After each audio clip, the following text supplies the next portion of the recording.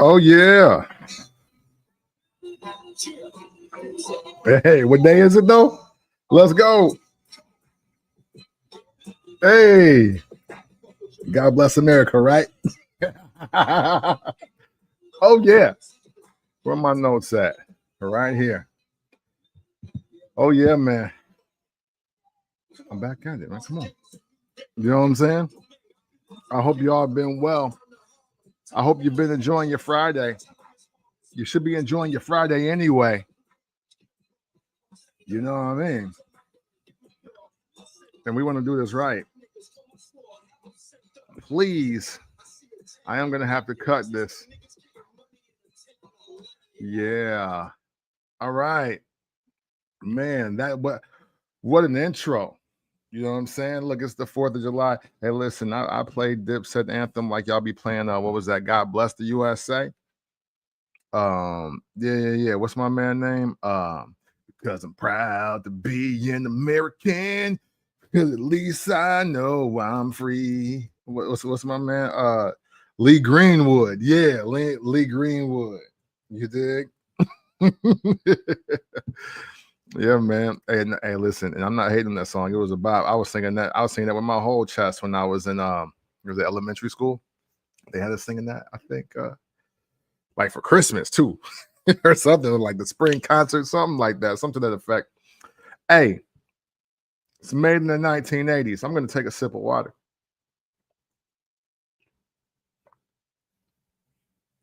And excuse me, but I want to make sure that I'm right. It's gonna be a mic bite type of night, but I did not want to mail this in. This is a pretty serious topic I want to cover, but we're gonna have some lighthearted moments because I think it's just cool to just have great dialogue about culture, right? Everybody's always throwing around the word culture, black culture, hip hop culture, music, black music. Everybody's talking about that. It's one of the hottest topics of just society, and we all have our own opinions, and you know what opinions are like. But more importantly, I want to do my best to speak life into the art form that shaped who I am as a human being. And I know I'm not alone when I say that because there are so many other people out here that are listening to the show, that will listen to the show, and that have never heard of the show, that have been heavily influenced and raised even by hip hop culture and rap music. And there are so many things, so many layers to this entire conversation. But as I sit here in 1993, I sit here in 2025 reflecting on 1993, and I am reflecting on the one and only Delores Tucker. Many of you probably know her strictly from rap songs. And it's important that you know who she is.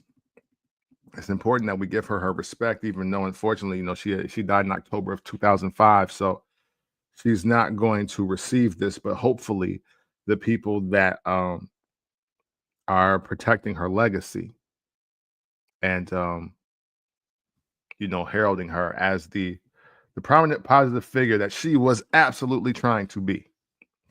Hopefully we shed some light, the right light, the appropriate light, as we all come of age in this thing that we call life and in this thing that we call hip hop too, because I think it's super important now as we're celebrating, you know, just think about this. So she's passed in 2005. I'm sorry, she's passed in 2005.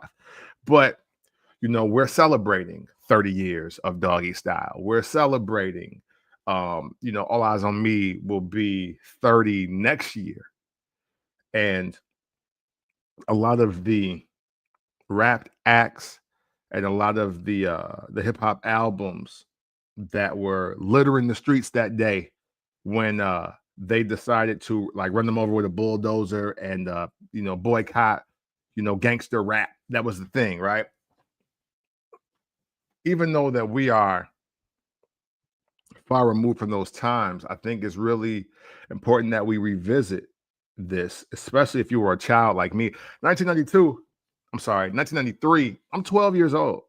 So I don't really understand what's going on. I don't I'm not coherent or intelligent enough to communicate any kind of thoughts on this.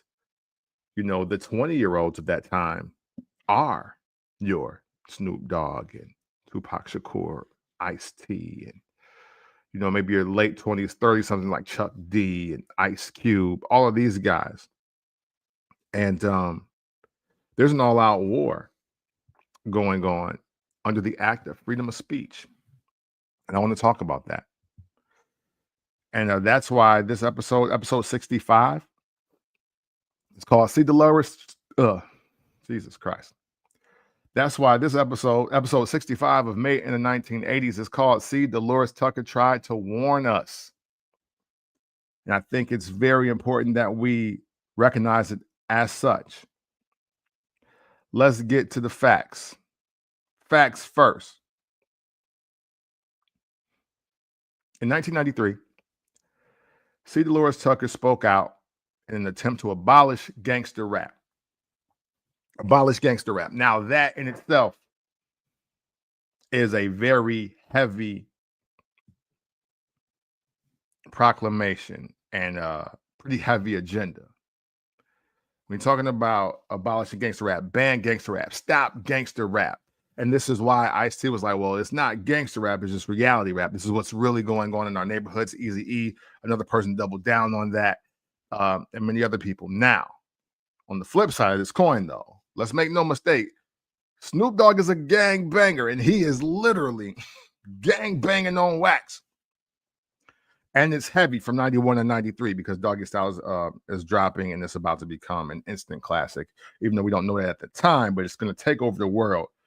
Matter of fact, to a lot, in an inadvertent way, I think all the stuff that, Bill Clinton, C. Delores Tucker, Bob Dole, all these people that were speaking out against rap, it made it more popular because it became it became the taboo kind of thing, I'm going to correlate it to another artist later in the decade, and I'll show you where it goes left, though.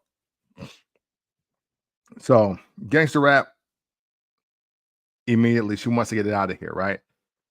Gangster rap was seen as any music that was violent and destructive of Black people specifically, and specifically the disrespect and harm both verbally and physically towards Black women. So see Delores Tucker, being a Black woman, she don't like to hear ain't no fun. She don't want to hear bitches ain't shit but hoes and tricks. Lick on these nuts and suck the she don't want to hear all that. And I mean, rightfully so.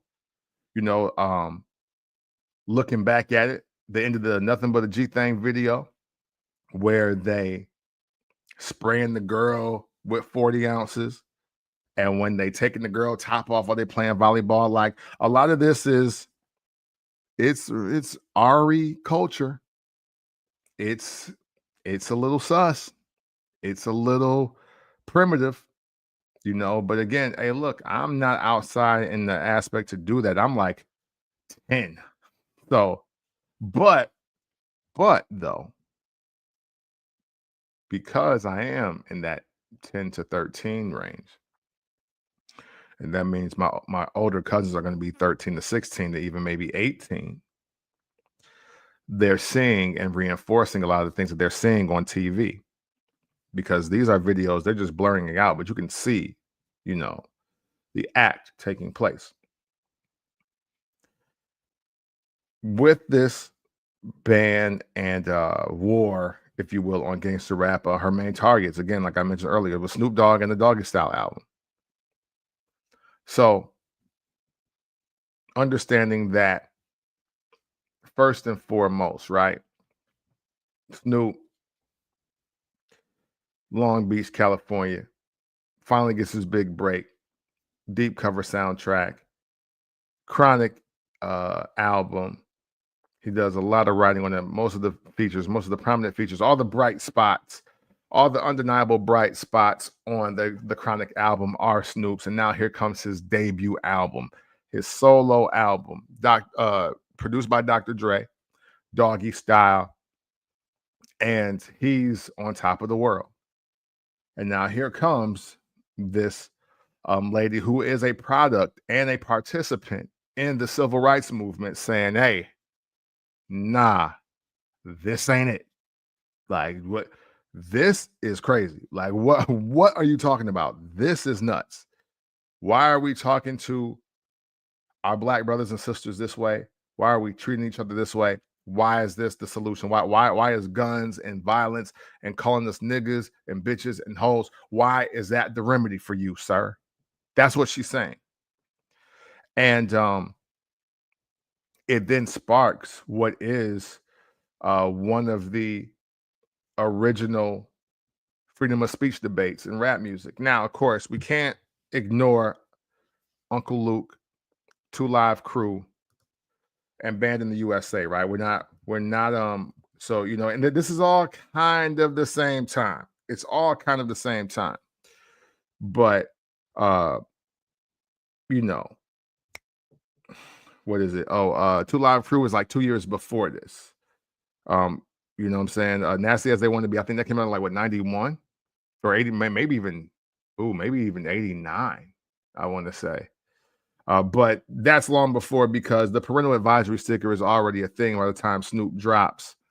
So, this is, while this may not be the very first debate or battle, if it is a freedom of speech in rap music, this is the second undoubtedly prominent one. Because at first they're just combating on, yo, this is like porn on wax. What are y'all doing? Like, we get like, why are you chanting about vagina 1,000 miles an hour here, bud? You know what I'm saying? Like, why are you still rapping about being horny? And again, there is two sides to defend both of these elements, right? And on the side of the artist, yes, this is my art. This is how I want to express myself. This is the message I want to deliver. And it's not for everybody. And that's okay, right? But then the flip side is, but young man, this message is counterproductive to Black progression.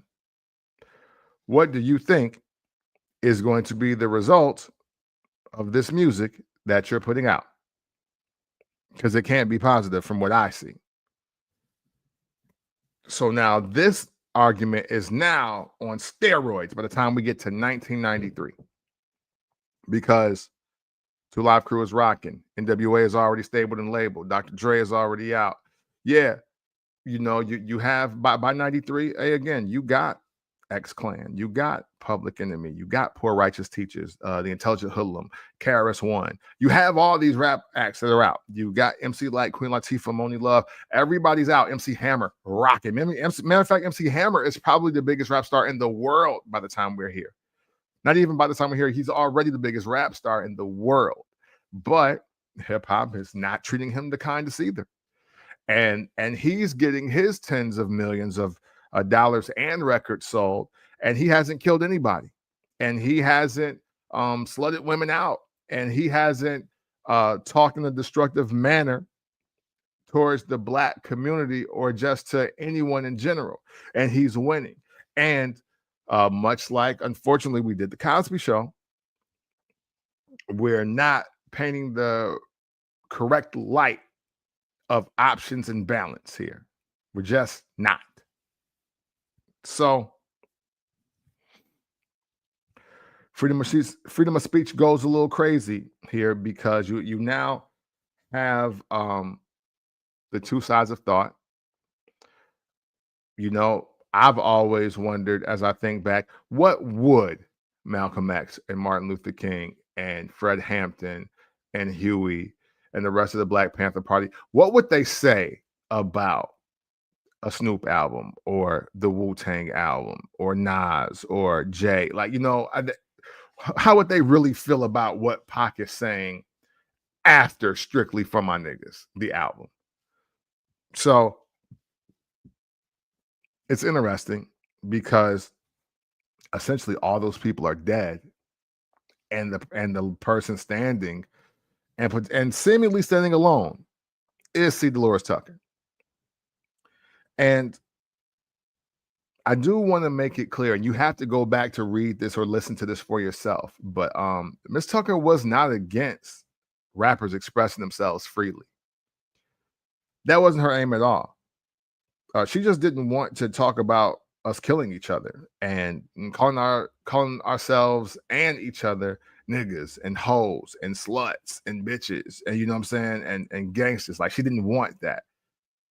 And as you grow, as you mature, as you look at the landscape of life and the workforce and everything, she wasn't wrong for that. You know, as we look back, and of course, it's the rebellious nature of just wanting to be a young person that wants to do what they want to do, have what they want to have, say what they want to say, be who they want to be. I mean, who doesn't identify with that? Who doesn't identify with that? However, though, we should have been more respectful to the people that lived and did the civil rights movement and what they had to say about what we were doing. You know, like, she never called Marvin Gaye to the carpet, as far as I know. I've never seen that. You know, she didn't have much to say about what Stevie, Mike, Diana, Smokey. She didn't say anything about what they were doing. The Isley was rocking out. Like, there was nothing wrong with the Black music that was being pushed to the forefront. The Temptations and Bobby Steele never had beef. You know what I'm saying? And especially with the way the government tried their best to really just rid us of the entire civil rights movement by one angle or another, for a woman like that to survive it and be like, yo, this ain't it. Like, this ain't it. We need to find a better way.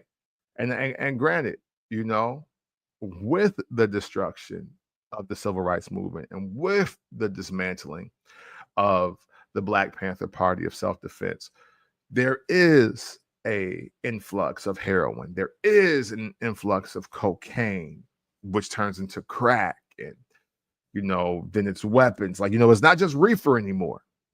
It's not just reefer and Johnny Walker no more. Like, we really into the hard stuff that's in the Black communities, and you know, poverty is real. And now we're willing to destroy some of us to make sure the few of us can prosper out of poverty.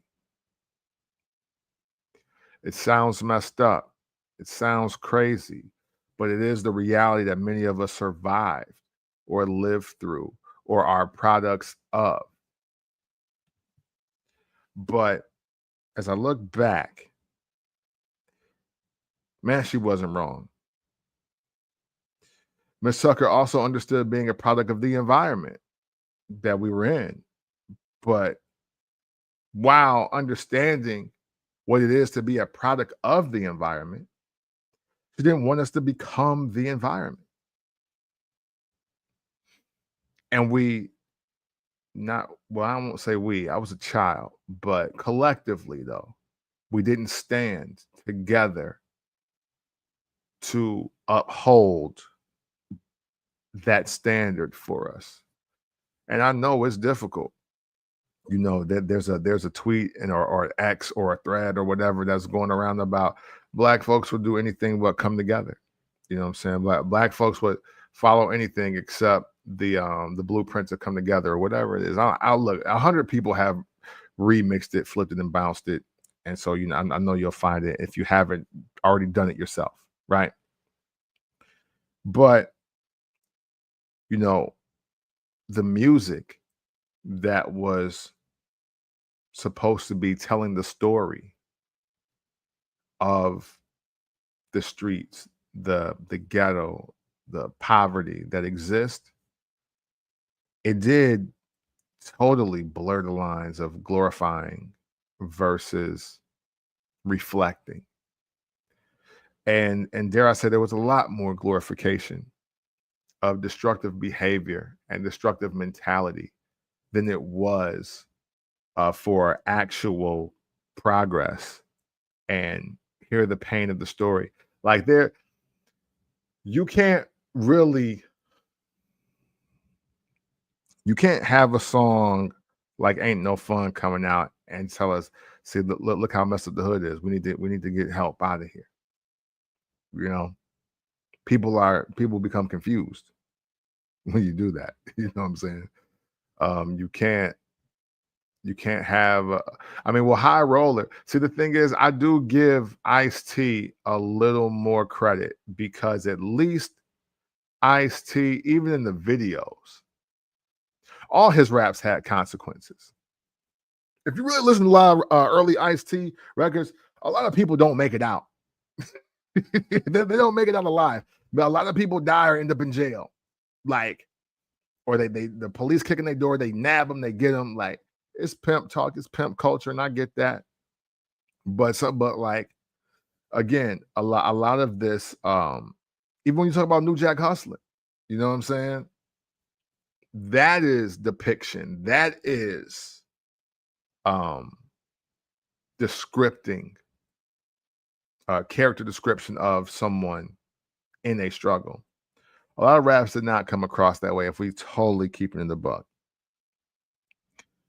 And what her first, I think, famous, it would be viral today, but now her first famous speech, if you will, was when she was speaking, man, I forget what event she was speaking at, but in there, it was there was like a crusader, it was like a crusade against gangster rap, right? And she was, whoops, there we go. Yeah, I had to look it up. I don't want to get it wrong. For more people, poor people. Nope, that's not what that is. Okay, never mind. They don't have the actual event there, but it was much like a town hall setting, and basically, not even basically, directly, what Miss Tucker was saying was, "I'm not against rap music. However, the messages in rap music have to change. Why do they have to change? Because right now you have these young Black Americans, teens and 20s. They're talking about how smoking weed, selling drugs, using their guns for protection, but also for dominance in communities. They're disrespecting women. They're calling them every name but the one that their mother gave them. They're looking at women as afterthoughts, conquest, misogynistic behavior. All of these things are happening, and my legit fear is that the next generation of people to listen to this music will have been brainwashed and think that this is the only way to grow up and be Black in America." My question to all of you listening or watching is, in hindsight, was she wrong?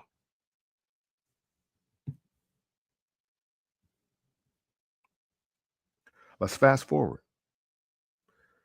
Because many of the issues in 2025, when we talk about, look, housing crisis, education, so many inner cities and so many school systems, right? Name a major city. It ain't just New York, Chicago, and LA anymore. Pretty much any school system, inner city, they have a problem with education. Dr. Umar talks about this a lot. Matter of fact, Dr. Umar talks about a lot of this: the school to prison pipeline, the resources needed for low income areas, all of these systemic angles in which we are trying to basically overcome or survive. Much of the messages that C. Delores Tucker was saying, Dr. Umar is saying present day. And we were naive, we were ignorant because she was trying to fight for it and actually wanted, and dare I say, even needed hip hop's help to do what was needed. But collectively, hip hop let her down. Now, this is the 90s. So, you know, that so let's talk about this. Let's talk about this briefly because her message isn't wrong. And again, hey, look, I know a lot of y'all do not mess with Dr. Umar like that. Dr. Umar Johnson, I love Dr. Umar Johnson. I am not afraid to say it. I am not ashamed to say it. I think that everything that he speaks is in an aspect to help Black people as a unit. And he is obviously he anti-clown, anti-Conan, and all of that. And I know that he has a certain stance on interracial dating. And I get that, and I get if you don't rock with that, but the overall message that he's casting about the protection, preservation, restoration, and education of Black people is super important. You are not going to agree with everybody on everything to follow him. You don't agree with everything that your mama tell you, but you still came home and ate her food and put the clothes on your back and slept in that room. Same for your pops. You don't agree with everything your pops did, but you still obeyed his order in his house. I don't know where we've gotten in this world where we got to agree with everything somebody does to now roll with it. You don't even agree with everything you do. Think about some of the decisions you made in the pandemic and say if you do it again. Some of you, some of y'all don't even like the decisions you made to get your children here.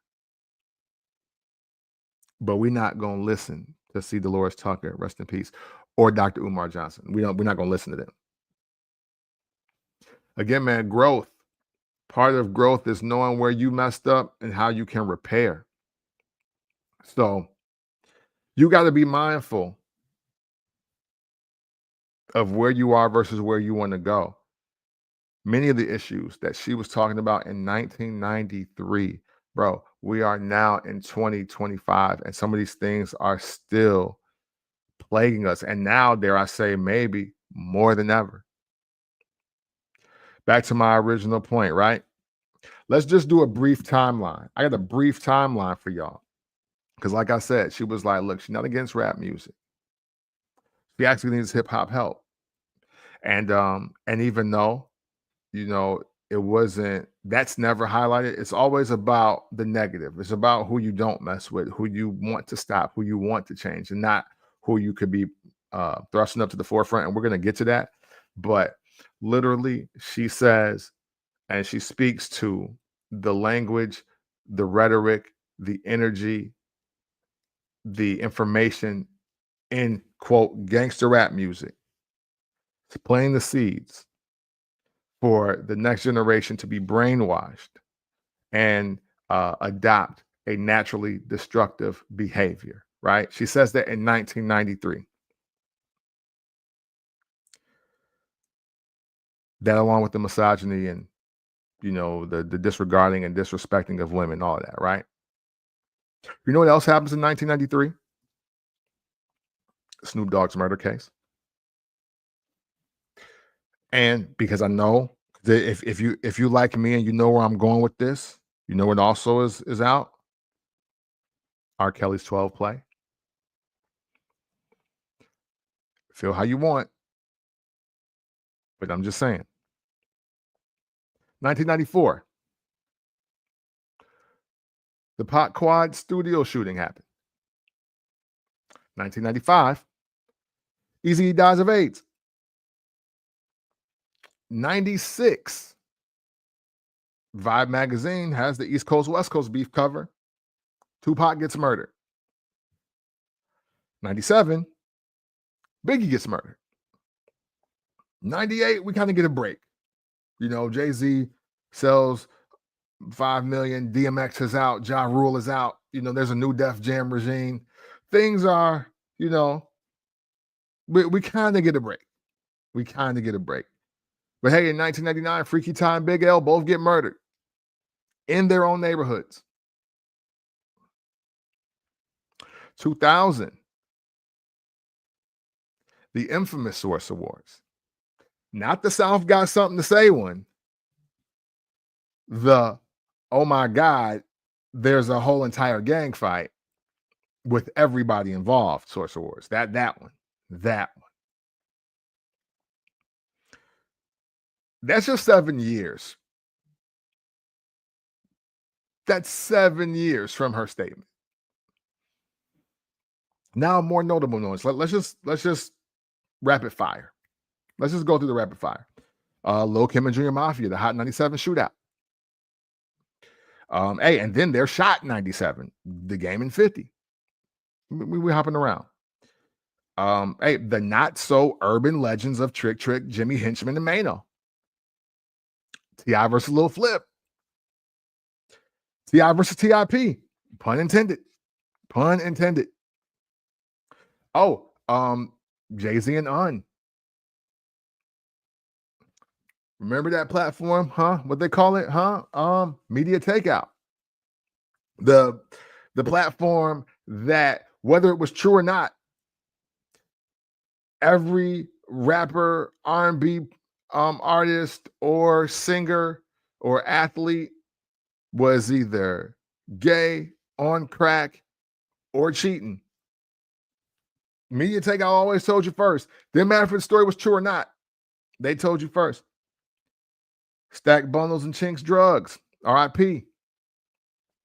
Max B case. Future, aka the baby mama whisperer. Future. Hey, let's just get on the Racks on Rats feature and just start recklessly skeeting through Atlanta. The rise and the spread of drill music.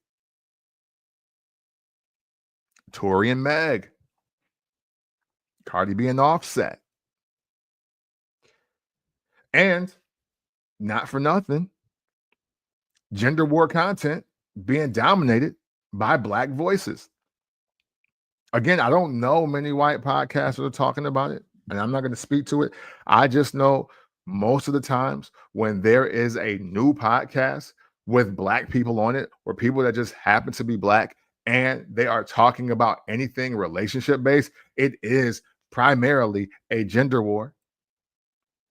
And whether the reason is because you feel that it's going to get traction, or because you truly believe in the content you're doing it. And, we put our stars on reality TV in an effort to catch them in a bind later. Run's house was way too positive. People wanted the Rev Run's house to fall apart. Love and Hip Hop. Listen, because of an episode where Chrissy proposed to Jim Jones, that is the longest storyline ever in life, and none of us truly know the truth. That's why Sierra was out of pocket for what she did to them at the BET Award show thing. They could be married. They could be fine not being married. It's not my business, and I don't care. I care way more that Jim Jones thinks that he can mess with Nas lyrically any day of the week than I care about his relationship. I'm sorry. I am one of those people. I don't care. When we talking music, I'll get super passionate. When we talking about your relationship, I don't give two flights of a FAWK. And the thing about that list, right, is because like I know, like we know, I left some stuff out. I've left some stuff out. I didn't have to tell you about the kid Dollar that got murdered at the mall. I didn't have to tell you about Young Greatness being murdered in his neighborhood. I didn't have to tell you unfortunately, about drug culture and how drug culture has taken over. And that's why we don't have Juice World. That's why, I mean, even though he's not black, that's why we don't have Mac Miller. I have to tell you about Proof being murdered in Detroit. I didn't like, there's so many. Why can I rattle all of this off? Why am I rattling all of this off? Because this is unfortunate. This is the unfortunate growth. This is the unfortunate harvest of the seeds that were planted. Now, be clear. I am not blaming Snoop Dogg and the Doggy Style album for this. Even to this day, even with the content being what it is, I still consider Doggy Style to be one of the greatest rap albums of all time. And I am not mad at anybody who places that at the number one spot for the greatest rap album of all time. Here's my issue, and this has always been an issue in hip hop and in rap music, hip hop culture, rap music. When I speak, I'm talking about this realm, this ecosystem that we exist within, right? When I'm talking about that, I'm talking about this. You know, see, Delores Tucker was right. Snoop and Ice-T and everybody feels away, right?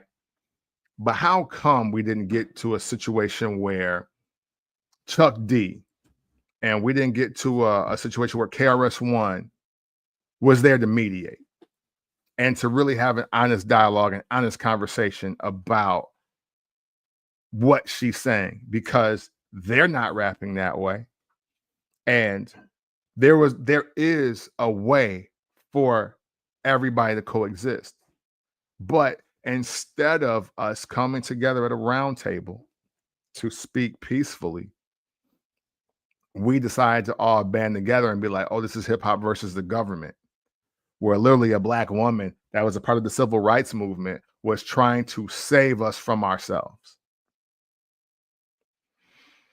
And it was unfortunate. It took Big and Pac and Big L to die and Freaky Ty to die. And then Minister Louis Farrakhan had to step in for temporary peace treaties. So now that's a different beast, though.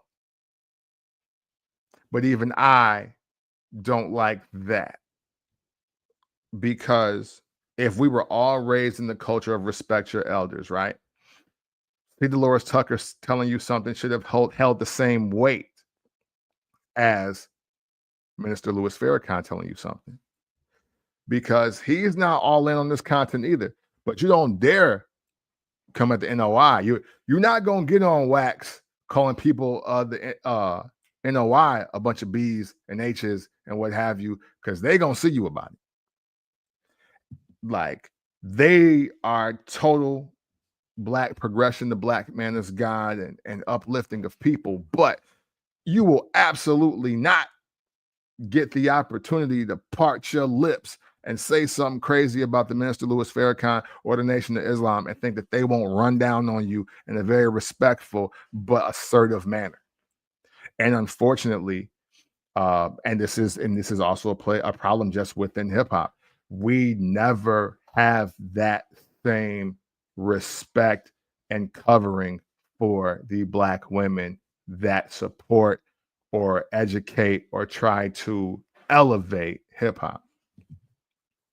And that's unfortunate. I think so many of these moments could have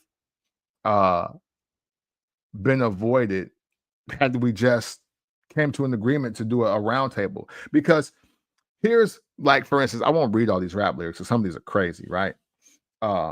Because obviously, I mean, again, Eminem's not black, but even he telling C. Delores Tucker he called her a slut, told her to eat meat, is crazy, right? Pac on How Do You Want It? See, Delores Tucker, you's a motherfucker. Instead of trying to help a nigga, you destroy a brother. Like you remember that part. But how can he say that and he wrote Keep Your Head Up? How can he say that and he wrote Dear Mama? Like, that's super contradictory. And we're only talking about 2 years apart. And even with that, right? At the end of Wonder Why They Call You, he's saying that it's not personal, it's strictly business, even though, again, you got these rowdy 20 something year olds. Listen, I was in the Midwest. I watched what Pac's music did to people that never even been to California. And they getting thug life tattoos and me against the world and all eyes on me. Like these are tats on people's bodies in the Midwest. We're in the middle of nowhere and people are doing that. So imagine how she feels in Philadelphia. And when she's traveling to do speeches and she's traveling to do these different things to spread her message. It's again, as we protect legacy and we try to be respectful of everybody, like, man, boy, did we get that wrong. Boy, did we get that wrong, because literally her life is the embodiment of the first verse of Keep Your Head Up. It's literally that. And that's how he was talking about her. Let me see. Let's move forward though. So now look. Because people love attention, people love marketing, people love the show, right? People love the show. Some of the performative stuff that they were doing was wild. I'm not gonna, cap and cape like it's not some wild behavior, because, dude, what are they doing? Singling out specifically Pac and Snoop and Ice-T. Well, they're singling them out because they're the ones that's going gold and platinum. That's not far-fetched to believe. Oh, I'm moving the units, you got to target me. And even if it is right, or even if it is wrong, you're not a threat until your music makes people feel. I was talking about this on Threads, and some artists that you'll probably never hear from don't believe it. And I was like, oh, and that's why nobody listens to your music. But the point I was literally making is the art, the craft, the power that it is to pen a verse and put it to a beat, no matter what your style of music is, to make other people feel the way you feel and compel people to go out and buy that music and support that music, support you as an artist. That is a difficult task. That is seriously very hard. I know the analytics in the digital game, and because you can get Pro Tools and you can get apps to do auto tune and all that, I know y'all got it confused and you're just chasing sounds to either profit or because it sounds like everything else. But to sell one copy of your project or your single is difficult. So now imagine trying to sell 500,000 to 1 million and up. Like, that's not, you're in a reserve club. Not everybody does that. Not everybody has the capability to do that, not even with marketing. Everybody that's marketed with $1 million budget and the aspect of selling 1 million records, they don't sell 1 million records. It's been proven time and time again. It doesn't matter the engine. It's literally not this 1, 2, 3 get rich quick scheme that people are making it out to be. So when they're reaching their height, before Snoop even releases his debut album, he's already sold 2 or 3 million records, just through Dr. Dre and his affiliation alone, but singling them out that's the dog whistle that gets the attention. And then they have the rally outside of one of those Capitol buildings. And I apologize for not knowing this. I had so much information, but I don't have that, which is kind of wild. But they were destroying all the CDs. They dumping the CDs in the street. They got the bulldozers out. They got the bull horns going, and they're preaching their message, stop gangster rap, stop gangster rap. And it's very performative because it's like, I know, like, Tower Records and Sam Goody just didn't let y'all have the CDs. And who was to say that they really bought those CDs just to destroy them? Because now you're feeding the rap and the label. The rapper and the label are being fed when you do that. So that didn't hit as hard as they probably thought it would. If you were smart. Again, I'm 12. So none of this even matters to me, dude. I'm outside. I'm on my bike, or I'm in the car with my cousin who just got his license. None of this matters to me. We cut that Pac on, bro. Cut that Biggie on. We want to hear this. We're not trying to hear that. But it's never, I never sat in a room full of teenagers or even 20 somethings that we were truly aware of see Delores Tucker and what she was saying and what the message was. Because had I known that, I don't know how it shapes up to be different, to be real with you. Because I was also in church every Sunday and I was in youth choir. So it's not like I was totally unaware of the right way to do things, you know? But instead of all this performative stuff, instead of highlighting the negative, um, much like other things should be handled, being the operative word should, the energy should have been used to promote more positive messages. But with that, I feel two things happened. One, they didn't know the artist to promote, because you would think, at least I would think, that if you are trying to make sure that quote gangster rap doesn't sell, then that's the perfect time for a Tribe Called Quest to sell 1 million records, or De La Soul, or Moni Love, Queen Latifah, X Clan, Intelligent Hoodlum, Public Enemy. This is the perfect time for those artists on that type of time to be highlighted. I mean, again, this is 1993. MC Hammer is one of the biggest, if not the biggest artist in the entire world. But again, hip hop is playing him. Hip hop is not respecting Hammer. It's looking real dark for him, because, and that's why we get the Funky Head Hunter and Pumps in the Bump. Y'all have had Hammer out here so confused about the bad he was doing that he put on the Speedo and started grinding with oil on his body around women. Hey, but he flowing on Pumps in the Bump though. That, like, the verses, his flow is crazy on that. And then and two, again, like I was saying earlier, look, just rap just stood against the government. You know, instead of there being an alternative to be like, hey, yo, let's make sure this message in hip hop, let's make sure this rap record sells. What happened is, you know, Chuck D and Ice Cube unify, and the Bomb Squad start producing Ice Cube albums. You know, instead of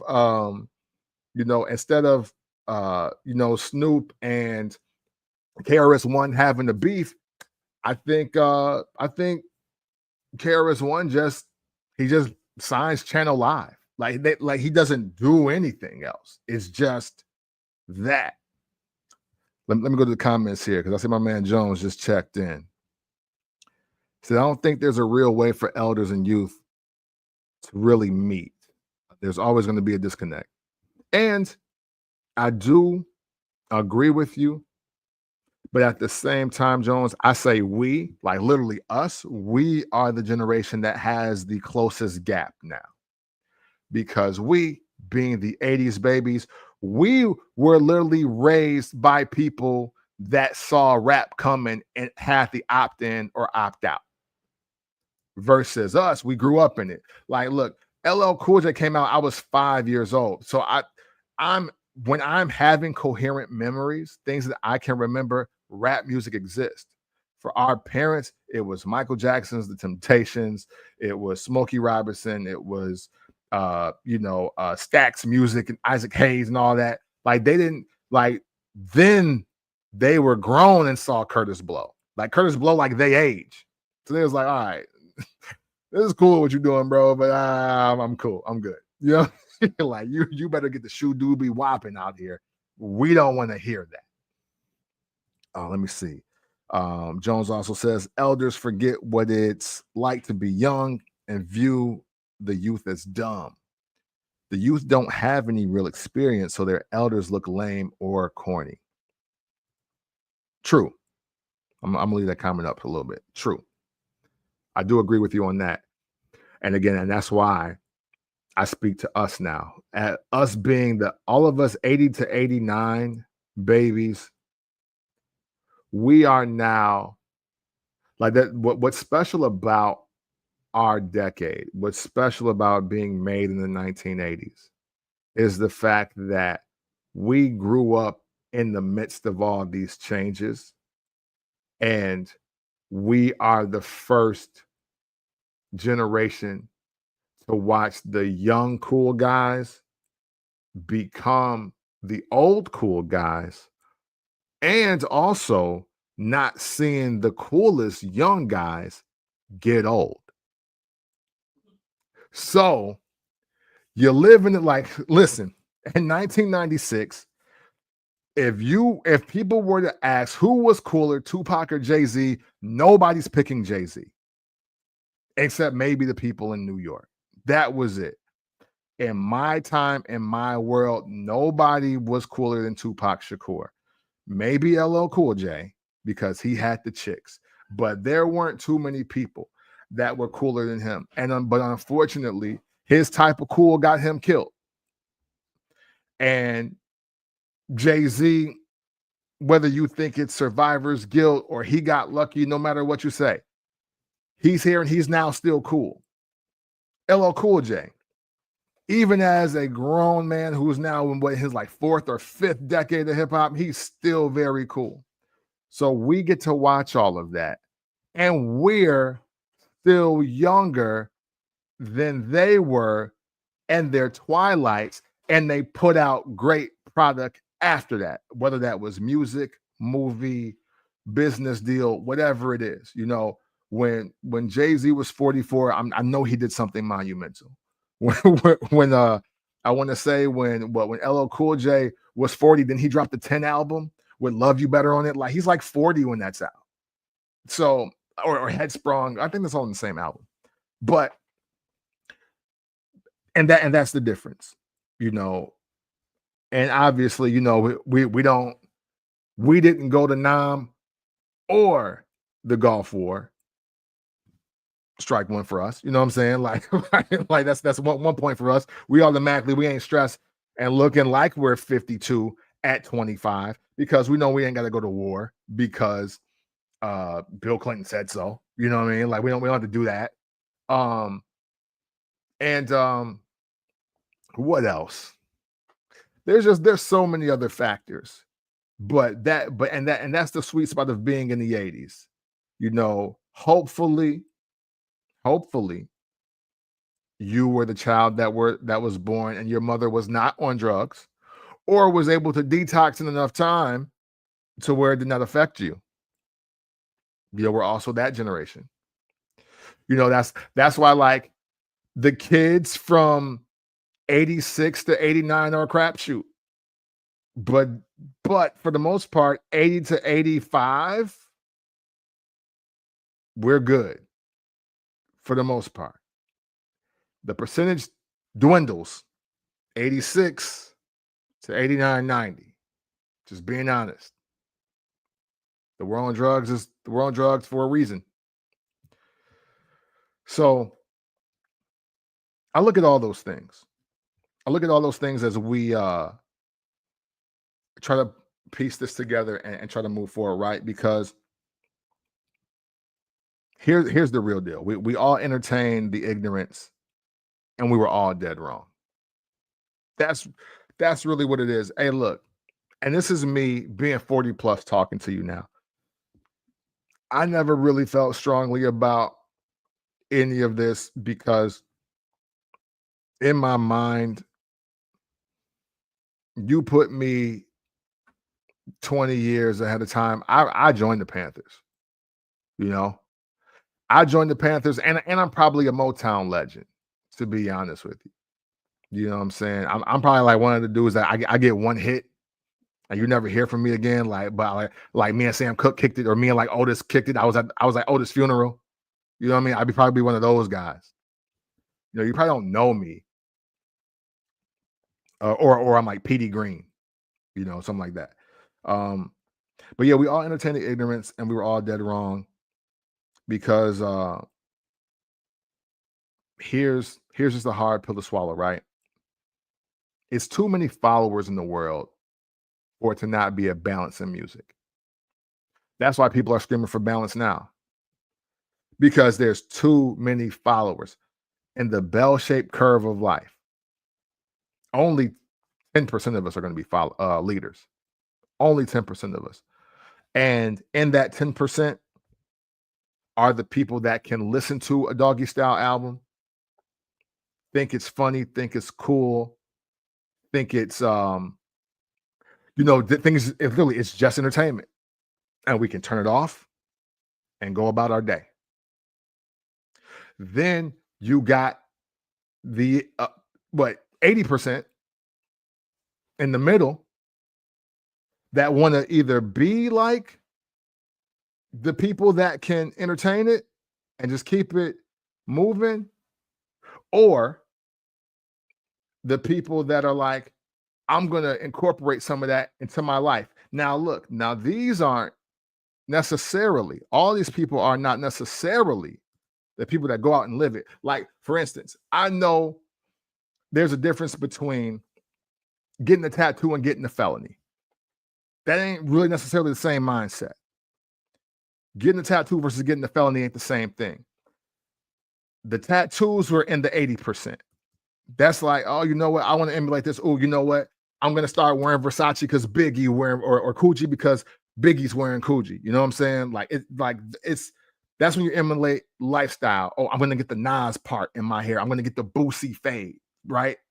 It's those people, right? But then you got the last 10%.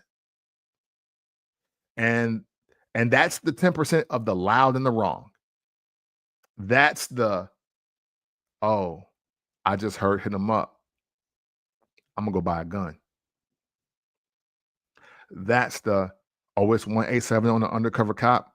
Oh, I need a nickel-plated 22 like Snoop said he had in the fucking song, bro. The 10% are the, yeah, man, Teresa just told me she pregnant. And so did Sandy. I don't know what I'm gonna do. Why they keeping their babies? Like, that's them. The 10% of the loud and wrong. The people that, those are the super followers. Those are the ones that are going to go with whatever is the hottest, shiniest thing.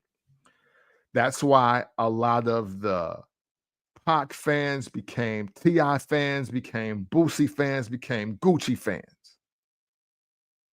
became Jeezy fans, became Ross fans, and there became Dolph fans. They all just live vicariously through the ignorance. They don't register it as, oh, he's just telling me what he's going through, or he's just telling me about his life. They're feeling like, oh no, this is who I have to be. So it's just way too many followers that exist in the world for us to not have a balance. Like, people, just like we need to hear about felonies and violence, we need to have raps about love and friendship. we need to have somebody that wants to heal the world and somebody that wants to hurt the block. There has to be something, because not everybody don't use this the same. I'm gonna throw my man Brian. Shout out to Brian for tuning in. Hey, everybody ain't using this the same. So with that being said, we can't flood the airwaves with Snoop and Dre and NWA and Ice-T and the Ghetto Boys and Twista, and like we can't. You got to get some De La Soul in there. You got to get some Ludacris on the air, please. We got to hear some Will Smith. We got to hear some Hammer. Because everybody, you please play some Beastie Boys now, please play some LL, play some Run DMC, because a lot of these mogs don't get it, and that's what needs to happen. Another point: many Black youth find their identity through rap music, and they emulate what looks like success or power. Again, back to my bell-shaped curve of life. And we all got a friend. Some of us were that friend. Some of y'all, I don't have any tattoos, but some of y'all have a tattoo on your body right now because your favorite rapper told you so. whether directly or indirectly, that you felt that you needed that tattoo, you know? And it don't matter if it's a good tattoo or a bad tattoo. Is it that you heard some rap music and you did that? Um, some of y'all have found your your wife or your husband or had your first child based on what some rapper said or what the R. Kelly song made you do. So, you know, back to see Delores Tucker's point, right? Of the seeds being planted of, misogyny, drug use, self-deprecating dialogue, language, behavior, the way we talk down to ourselves, the way we talk down on ourselves, the way we treat each other. Now that's manifested into broken homes. So now when mothers and fathers are not in the same home raising the children together, now we lean to rap music. And again, you're a follower. What do you think is going to happen? What do you think is going to happen to a kid who's 7 or 8 years old that's left unattended at the house, and the first thing he happens to see is Straight Outta Compton, the video, or that sees, hey, look, what's my name? Snoop Dogg. And again, some of us, because I was a latchkey kid too. I was a latchkey kid. I only grew up me and my mom. My mom, I have no siblings through my mom. But I looked at that and it was entertainment to me. I didn't like jump out the window. The only thing that I've tried that the rapper tried is when crisscross where they close backwards. I tried that and went to school in 5th grade, and I had the hardest time using the bathroom, and I never did it again. I wanted so bad to wear my clothes backwards, and then I had to pee, and that changed my whole outlook on doing it. That's the one thing I did. Um, I can't really speak to much else. I had hammer pants though. Rest in peace, Jerry Stibb. That's my man, Philip Banks. His mom, rest in peace to her. She made hammer pants for me, so I wore hammer pants. But again, hey, look, I love MC Hammer. I still love MC Hammer. I don't get it. I don't get why y'all were so mad at him. Let me see. Okay, here's another thing. Many older men try to stay hip or remain youthful because of rap music. And see, that's the other thing that I was talking about earlier. Because my man Jones was right. Youth don't have the connection with elders because we got our wires so crossed here, and now unfortunately, and this is not my bag, but I see it too much, too many times. People that are over 35 are trying to appeal to people in their teens and 20s by trying to be like them. And it's no, that's why so many older people are calling younger people big bro. That's why so many older people are big broing and big homie people that they could have had. I don't ever want to see a 40-year-old man calling some 21-year-old big bro. You could have had him too early in your life. Stop it. So the disconnect again, when you lack it, when you lack identity, and when you lack leadership, and you don't know how to be a leader, you didn't have your own mind. When Pac was talking to you, you thought it was real, and you thought of him as like the big homie and not just the dude from your neighborhood. But I'm gonna do my own thing. Then you get into this trick bag of now, damn, Pac dead. Who do I need to be like? See, we don't talk about that. We don't talk about a lot about how somebody's favorite rapper died and now they don't know who to be anymore. Some of y'all, some of y'all been swagless since Big passed. Some of y'all don't know how to talk to women since Pac died. And it's sad. That's why, oh, Wayne hot. Wayne got the chicks. Well, I'm gonna start doing what Wayne do. Bruh, stop it. Stop it.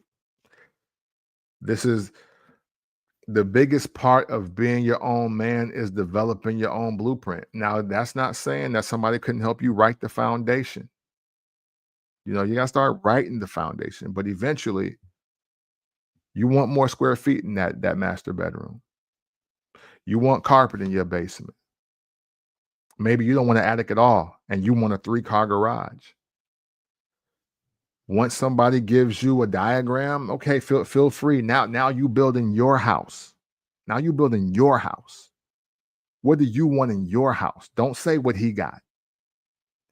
That's Cat Williams. What was that? Kicking off 2024? He said, I don't desire what other people have. I desire what I desire. And so many of you don't even realize what that truly means. That, like, we just all wrapped up in, oh, he dissed Steve Harvey. He was kicking some real game about being an individual, having your own mind, being your own person, standing on your own too, creating the life that you want, and not because you're envious of somebody else and what they have.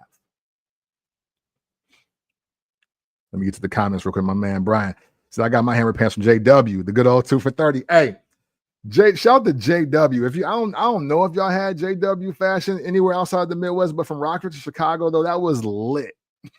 Like, yo, you went to JW, got the 2 for 30, and then and the denim jeans was 2 for 40, but they bled all over everything, so you could never wash them with other clothes. Hey, JW was lit. Man, hey, listen, if I known that they made hammer pants, shoot, I would have copped. So I had the custom hammer pants. Brian, what you know about it, son? Yeah, we used to go to Joann Fabrics and pick out which ones we wanted. Jerry Stibb, rest in peace, Jerry Stibb. She used to hook it up. She was fire on the custom hammer pants designs. I was going crazy. Hey, but that's not Chicago win, but that Northern Illinois, because I'm further north than y'all at that time. Man, it might have been the week of Halloween. I don't even remember. But boy, that wind tore the whole butt crack out of my hammer pants. It ripped through them so hard. It was flapping in the wind. All of a sudden, I had like a chill around my scrotum. Bruh, my daggone pants had ripped. The wind blew through them so hard that it ripped my pants. I was hot. It was the black ones with like the diamonds on them. I was stunned. I was going crazy with the hammer pants back in the day. Yeah. Okay. My last point. Entertainment hits at the spirit differently than any other form of just medium, like when it comes to information and education. You know, if you think about the information you retain, how you retain it, most likely there's a vivid image in a movie or in a song. There's people that are not even good at math know that industry rule number 4080, record company people are shady. Shout out to Q-Tip. You know what I'm saying? Some of y'all have memorized Foxy Brown's crack math on affirmative action. You know? There are some kids that can barely read, but I bet you they know a T.I. verse. And that is the power of music. That is the power of entertainment. And that is why we do have to be more aware of the information that we put in our entertainment and edutainment. Because it's because what are we teaching each other? You know, as we look at hip hop now, as we look at rap music now, what's our complaint?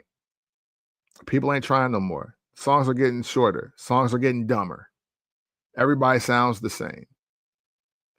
You know, this is the residual effect of, again, those seeds planted even 30 some years ago. Now, granted, a lot of these young people, they have no idea how important Me Against the World and Machiavelli and Strictly for My Niggas and All Eyes on Me were, and Ready to Die and Life After Death.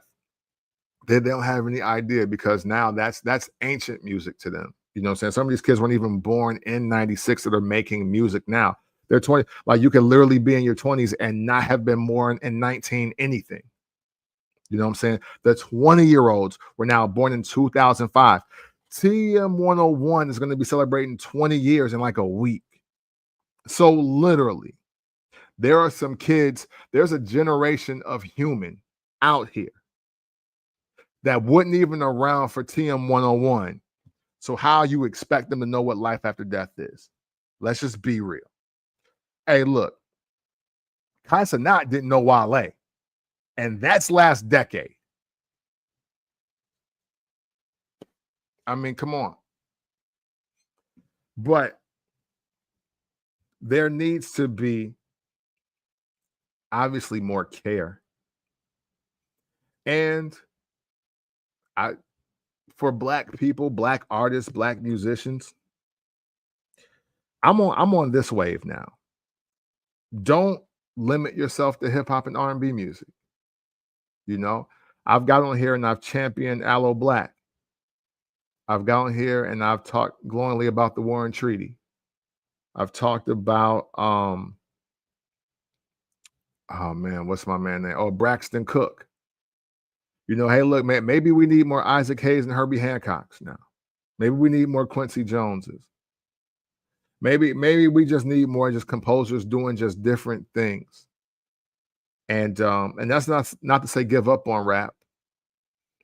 This is why, even though I don't think Kendrick Lamar is the greatest lyricist, I will always speak highly of him. And I'll talk about the things that I actually do like. He doesn't have to be my favorite rapper. I don't have to think he's the greatest rapper alive to understand his purpose. I've been telling y'all that content-wise, I've been telling y'all this for 2 or 3 years now, content-wise, Mr. Morale and the Big Steppers is my favorite Kendrick album because I like what he's rapping about on there. And my favorite song is not on that album, but I think it's important for Black people to hear the things that he is saying on that album. But at the same time, I just really want many of you out there to just take more pride in us. You know, this is July 4th, this is Independence Day when we're recording this, but, you know, have independent thought, have some togetherness and camaraderie. Unfortunately, man, it feels like Black people are more divisive than ever right now. And that hurts. That really hurts. I don't like being divisive. I don't like seeing us just so far from the same page. And it's not for big reasons. There's not one thing that I've seen in the last year or so that should have us with such a big rift on everything. Some of us just are disagreeing to disagree. You know, 85% of the vision that you agree with ain't good enough. We look for every fault and flaw within each other to not work together, not collaborate, to not support, to not listen. And where are we going to get with that? Where are we going to get with that? Meanwhile, old Donnie T is running amok out here. And yet he still got some allies. Think about that. He not sweating nothing. He not reacting to nothing we saying. Because he still got allies. 12 years of being a super flawed human that's purposely doing some things to just tear down other people. But you know what? At the end of the day, he gonna find at least 2 or 3 people and more based on what I saw last night, and more that look just like him that's saying, well, look, you know what? I ain't really with 100% of what you're doing, but we at 65, so let's get it. And yet, some of us ain't working together because somebody still got on Averex. Some of us ain't working together because why you buy Gucci and you in the projects? That is kind of wild. let me not go too far. But we don't need to condemn that brother or sister is what I'm saying. You dig what I'm saying? See my man Brian. He said, I'm always down to collab. I think the issue is that when money is the number one driver, it destroys shit before it starts. Yes. Hey, Brian, I'm happy you said this. I'm really happy you said this because as we, and I feel that Black people, we're still learning entrepreneurship in the real sense. But I think we're learning it because a lot of people look at entrepreneurship and being the business owner as I don't have to work or I got to get paid for everything. And that's just not how it goes. It's just not how it goes. And then when we're talking about the arts, when we're talking about music, when we're talking about creation, you got to want to create for free because all artists are broke. And when I say broke, I don't mean that they don't have a day job or that they're not, that they're not paying their bills. I'm saying that a producer don't got the money to pay you rapper or pay you singer because of what you think a song is going to do and vice versa, you know. Now, granted, I know some people that got their business together, but for me, my rule has always been this too, by the way. Unless you can tell me you're getting industry placement and you can prove it, you're in the credits of somebody's album, you're receiving a royalty check, you shouldn't be charging per beat. You just shouldn't be because you are not necessarily an active working member of the music industry. And I know that may sound super messed up, but it's a real reality. I've seen it on every level. I'm very fortunate to see it on every level too. I've been the dude showing up to the apartment with the backpack and my man's that wants to get into music, he just started cutting on beats. I feel one, we start writing and then and we create music and this is before MySpace. So like we literally we're like putting this on burned CDs and just passing it out. And we're passing it out just trying to be heard or just trying to tell people we're gonna be playing at the kickback this weekend. You know what I'm saying? Because one of the homies DJ, he gonna DJ the party for free. We're gonna pitch in a few dollars to get, what I'm saying, some chicken and some burgers or something like that. I don't eat hot dogs, but they was eating hot dogs. And then we rocking out. And you hope that somebody wants you to perform at their birthday party, or you hope that somebody's gonna pull up and be like playing your music. Like I come from that era, things started changing when we got to the later in the 2000s because Dat Piff, MySpace, but making mixtapes became a thing. 50 Cent got signed from a mixtape, so now everybody's making mixtapes in the effort to get signed. But even in that, you know what I'm saying?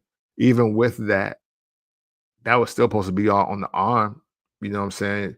There was a time where, you just get jack beats and make your songs. And then you go to a professional studio and you pay the studio. Like you gotta pay the studio engineer unless your man's is nice, you know what I'm saying, with the recording. But even that, maybe $5 or $10. I was so happy to sell one copy. You know what I'm saying? Like, granted, hey, listen, I never sold 10,000 copies of anything in my life, but man, salute to the 100 people that did buy my shit over the years. You dig? Like, thinking back on that with no promotion hand to hand, or me just stopping you at Stratford Mall and kicking a verse. You know what I'm saying? Or somebody liking my MySpace page just enough to be like, yo, where you gonna be at? When's your next show? That meant the world to me. But now we're in this culture of like people like, oh, you need a verse from me, it's gonna be $2,000. Who are you? And what platinum album are you on? But hey, to each their own. Get money, because if people gonna pay it, then charge it. But I'm saying if you're really about the unity, and if you're really about making the progress within the music industry, just work 1 year for free. Work 1 year for free. Self-invest. And if you really that nice, if your crew is really that nice, if y'all really that dope, somebody gonna get through. Somebody gonna get through. That's a fact. But it will take at least one solid year of just unbelievable work, for sure. My man Brendan chimed in. I always love hearing from Brendan.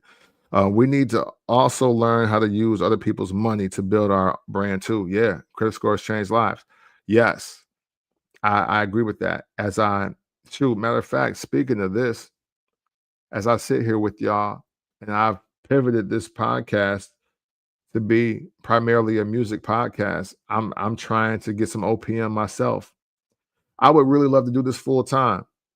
I would really love to do this in a really big way. I would love to get an official set, move some of this artwork off this wall into some place, and to really scale this.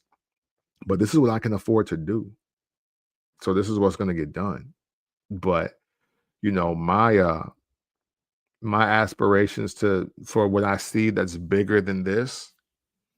Unfortunately, I have to do it by myself because I don't want people to feel like I'm taking advantage of them by saying, "Hey, look, I can't pay you."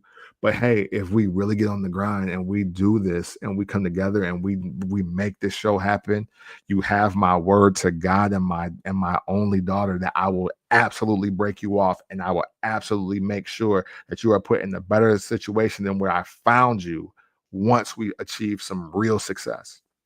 I was doing shows at North Beach, and I'll never forget this, and it totally blew my mind. We got paid for a show, and it was maybe a couple $100 of profit. And while I'm saying, let's just get the flyers made for the next show and get the stuff made for the next party, other people in that circle were like, well, but no, we just made money. We should kick it. We should celebrate with this money. Bro, we already didn't have nothing. Like, we were hoping to break even so we could basically throw the next show for free. Why do you want to spend this money? And do you know that's the last time I talked about two of them because of a conversation like that? That's why I went to radio. Keep it real. Keep it real. I ended up in radio because a conversation like that about me really getting paid for my first show ever. And it took me a while. It took me years to get there. I was like 27 by the time I actually got paid in 3 digits for a show. And I had to get into an argument about why we shouldn't spend the money on bullshit and why we should invest it into the next show. That's why. If anybody ever wants to know the cliff notes or the story, that's why it was shit like that. I was like, okay, this must not be meant for me to do. I must not be ready to win, or I'm not able to win at this. So I just stopped. The whole damn show. Hey, listen, man, I appreciate you, man. I appreciate you, man. I love putting that project together, by the way. That's still one of my favorite covers that I've ever put together for a project. And we're gonna leave that comment up there for a while, man. I'm happy that people acknowledge that.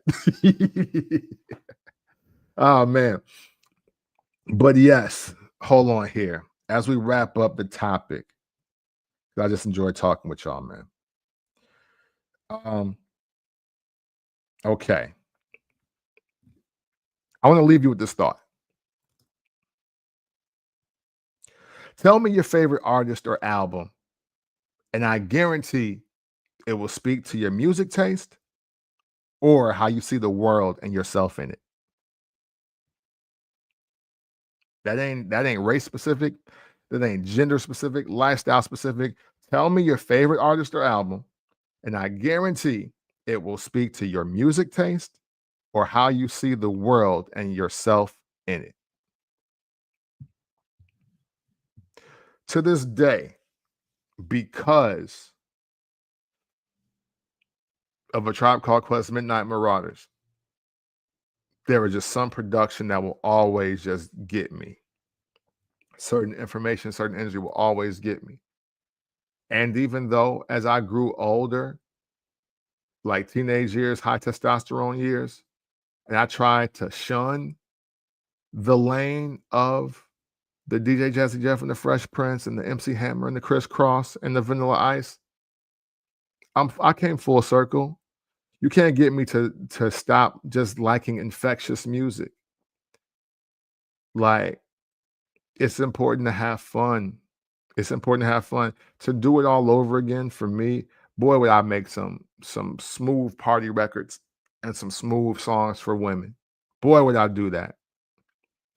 Boy, I had it messed up. Because I wasn't even trying to gangbang on wax. I was just trying to be violent. I was trying to be violent and super lyrical. And I absolutely should have made like a Turn This Mother Out or something. Like I should have made it Too Legit to Quit or something. I definitely should have made a Summertime. I absolutely should have made a Summertime. I had the ability to do that. I was bugging. I should have absolutely made my own version of Summertime. No joke.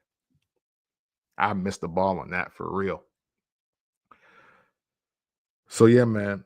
But yeah, just think about it. Think about who your real favorite artist is. Think about what your real first album you ever purchased or listened to, or the one that resonates with your life the most. And I guarantee you, it's going to be reflective of who you are and what you respond to.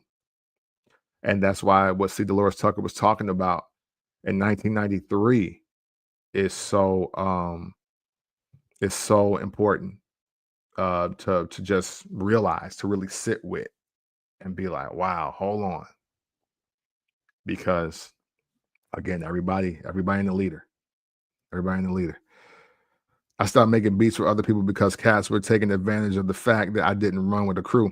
Yeah, hey, I feel bad for producers, beat makers, composers. I feel bad for y'all too, because if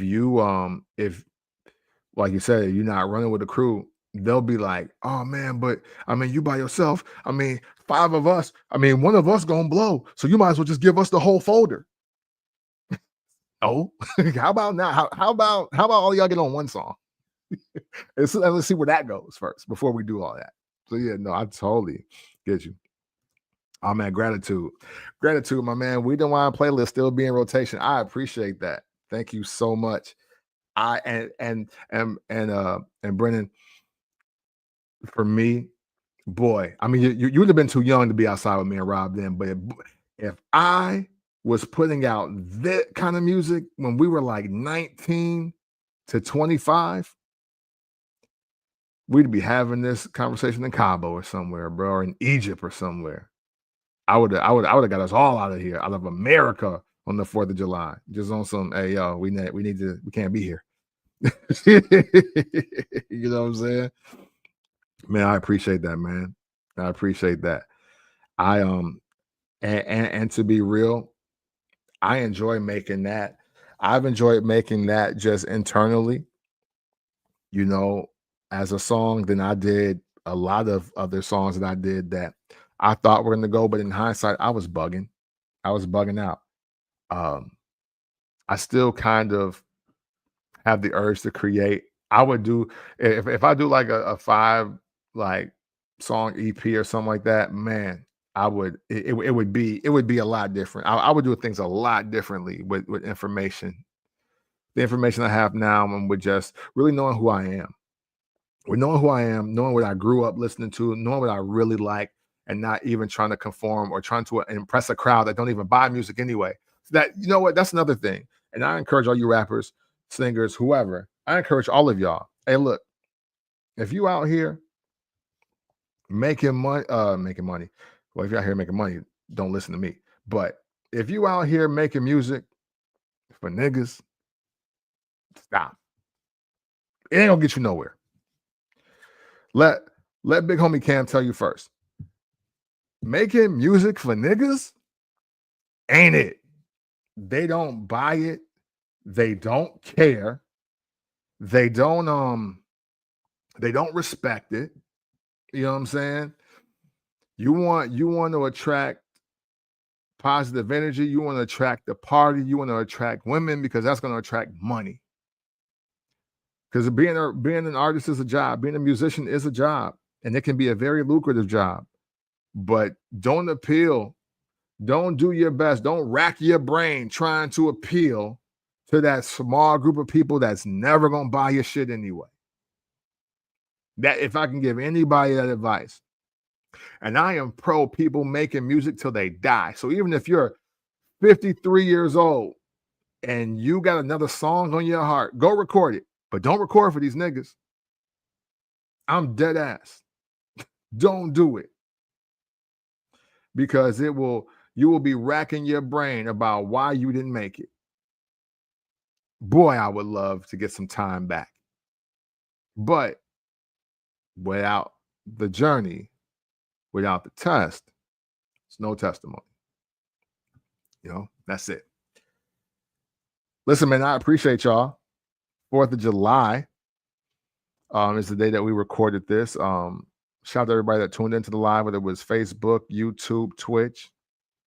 And hey, listen, man, if you're listening to this this weekend on Apple Podcasts, I appreciate you as well. This is Made in the 1980s. I hope that the rest of your holiday weekend will go smooth and go safe. Please do not JPP yourself. Keep all your fingers intact. You know what I'm saying? And if you're in a red state like me, man, beware of the faith, flag, and gun toters, because Trump made some moves and it may not be safe out here. But until next time, man, hey, listen, take care of yourselves and take care of each other, and just know that always and consensually, it's love.